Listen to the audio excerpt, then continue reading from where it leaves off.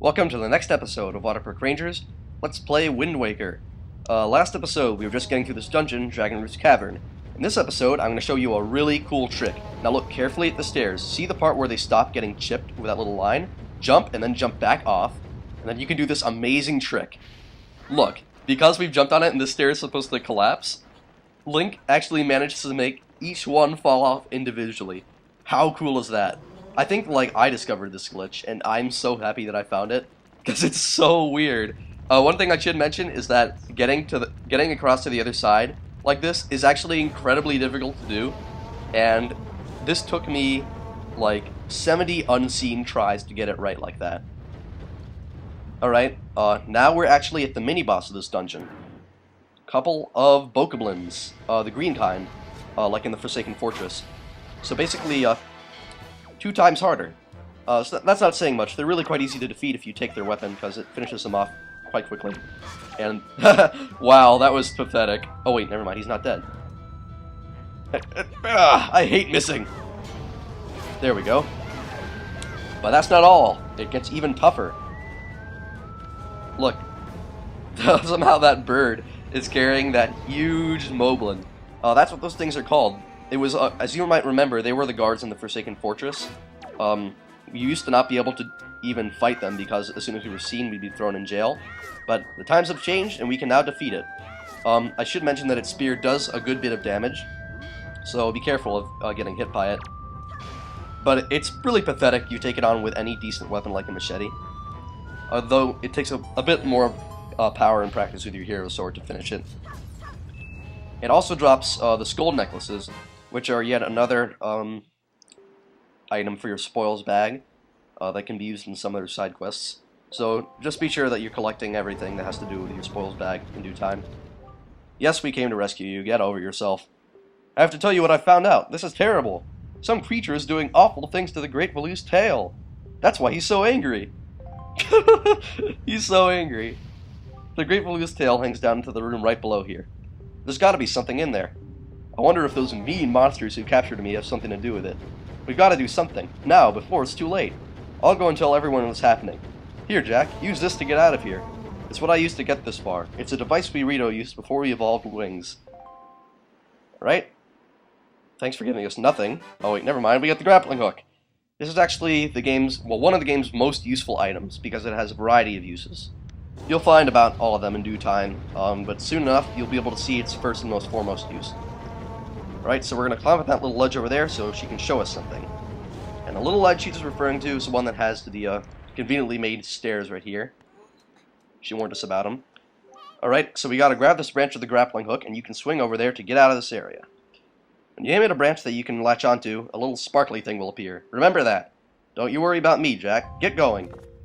So now we select this item and use it on that little branch thing there to swing across. So these things are conveniently placed around the dungeon in specific places to help us get over the gaps. Very useful. The swinging basically works just like with the lanterns. One thing that I should mention is that over the last couple of episodes, maybe since, I guess, 12, you might notice that my voice is sounding a little bit different. That's because I've been recording these while I'm kind of sick. I don't normally sound, I don't know.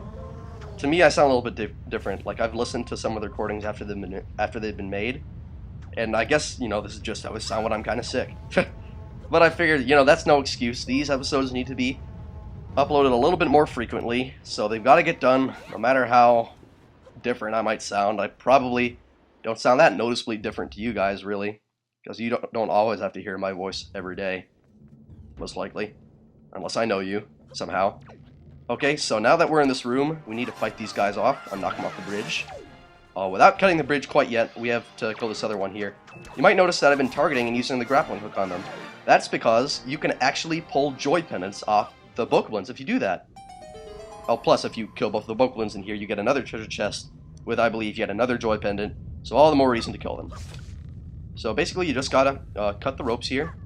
Spin attack is most useful, and then walk on the bridge with the cut ropes, and it'll snap, allowing you to get down without, say, dying in the lava.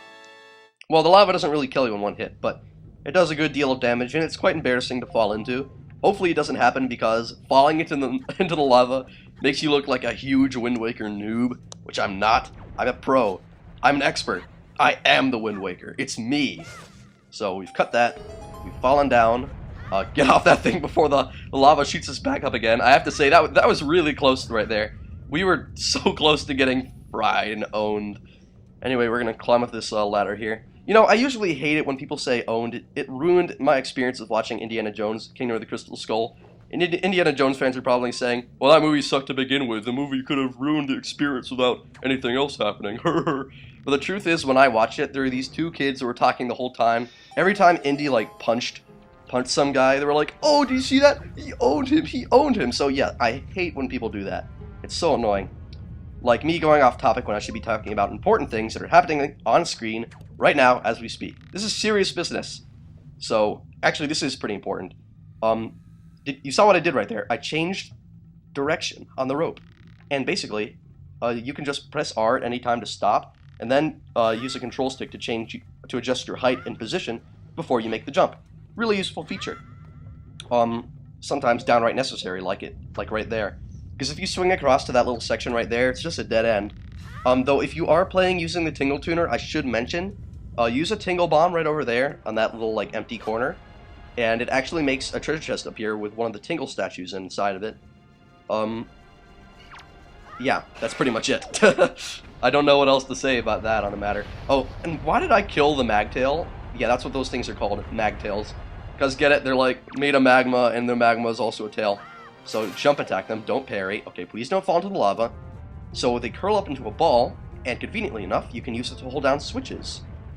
Like that one. So before it gets up again and sends the fire back up, we need to open the treasure chest, this very ornate and fancy treasure chest, to get the big key. You know, I almost called it a boss key. I'm so glad that I waited for the text to appear, because if you saw Jigga Conroy's LP of Wind Waker, he basically called it a boss key like every single time when he didn't mean to.